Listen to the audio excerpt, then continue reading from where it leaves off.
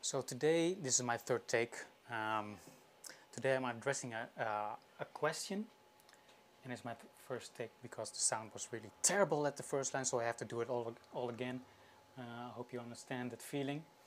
But I want to say that Colin Giro, he had a question in my comments of my last video, which I asked for it. So, but it's quite a difficult question because I'm going to read it in Dutch and then translate it in English. So, next up.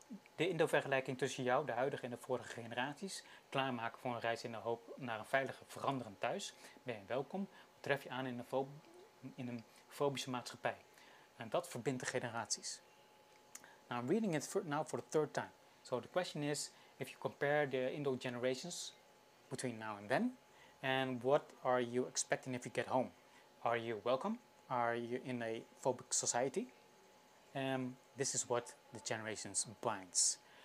It's a difficult question because I'm not sure what you're asking here, Colin. And I think you're comparing like Indos were not welcome in the Netherlands. But I don't think it's that fair of a comparison. We do have a crisis right now, but that crisis has nothing to do with the crisis Indos had when they had to flee to the Netherlands. And it was they were refugees then. I'm not a refugee, although I want to go back home as fast as possible, because in a way I am in danger if I get sick around here because of it, the coronavirus. So I don't want to make that comparison. I want that first, but I do think I understand the question is like what binds the generations. What is the better connection here? And I also want to make the comparison between the first generations and the third generations or the fourth generations of the generation right now.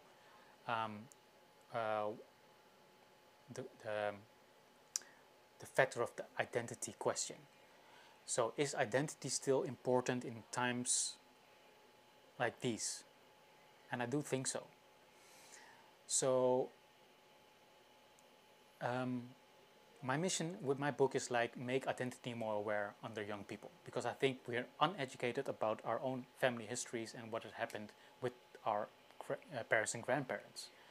So we weren't told. That's first. Second, we weren't taught, like learned. We didn't learn it at school, and because we don't learn it, we are now like clutching at straws about what to do in times of crisis. Which identity do we take? And I believe that identity is a survival mechanism, and it's not like that important right now to use that identity of the Indo to survive as in this crisis. But I do think we choose which kind of food we take in a house, for example. Or for example, we always knew that family values are more important when we are drawing back in a house. So I must say I can compare this like 10 years ago when we had the financial crisis with the mortgages and everything. So I do think I was old enough to feel that crisis in my wallet, and some of us were even too young to understand what the crisis happened back home right then. So, for example, the explosion of food blocks and the explosion of duurzaamheid. Like, what's the English word for that? I don't know. Look it up in Google. So you see a certain kind of trend after a crisis, but this kind of trend is different. And we have to look at each other, like not each other, but we have to take a look at each other again. We have to take a look at ourselves again. So who are we in moments like these? Now we get, for example, bored at home. So we don't know what to do, right?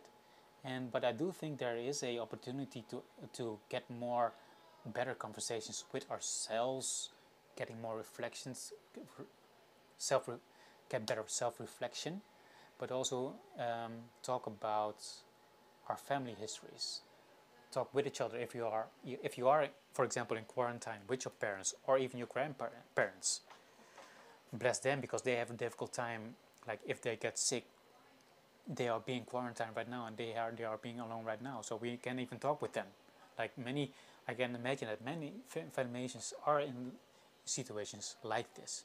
So I would say, I was saying like, okay, we are getting informed like all the time about the coronavirus, but sometimes we are getting fed up with the information because it's now like all the time. And I would advise close that information down for a while and talk with each other, listen to each other. That would be more my message, and to get more known about your identity. What was the Indo situation in crisis? Because I think many people would refer to that period after, what Indos, because it isn't for the first time in a crisis for Indos anyways. So we can learn from that as a young generation, and we can still learn from their first and the second generation how to react to it, how to cope with that, and that way we can have a better connection in these times. I don't remember what I said in the last two videos because I'm doing a retake right now. So, but I think this is still an interesting talk to have during these times, and I hope your family is still healthy, but make advantage of the technology and talk about different things. Talk about more important conversations. I'm sorry for the background, but because my roommate is talking out loud, difficult to concentrate. But yeah, I wanted to leave it at that. I'd also want to hear your thoughts about it. Is identity still important for you in times of crisis? Do you eat your nasi goreng? Do you choose for something else? What do you do? Right? Do you have more important conversations with your family? What is your situation? Let me know, and also let me know what you want to know about next conversations, next videos. So thank you for the question, Colin, and stay safe. Stay at home if you can, as much as possible. But if you can't, then stay safe at work. Thank you very much for listening, and hope to see you soon in the Netherlands.